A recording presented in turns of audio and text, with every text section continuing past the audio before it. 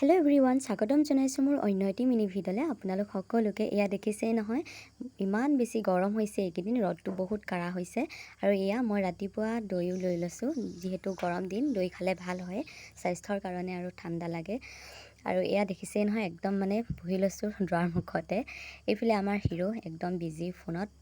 মইনো কি কৰিম আৰু তাৰ ওচৰতে চুপতি মাৰি অলপ টাইম কটালোঁ। আৰু কটাই মেলি এতিয়া ভাবিছোঁ অলপ ওলাই যাওঁ।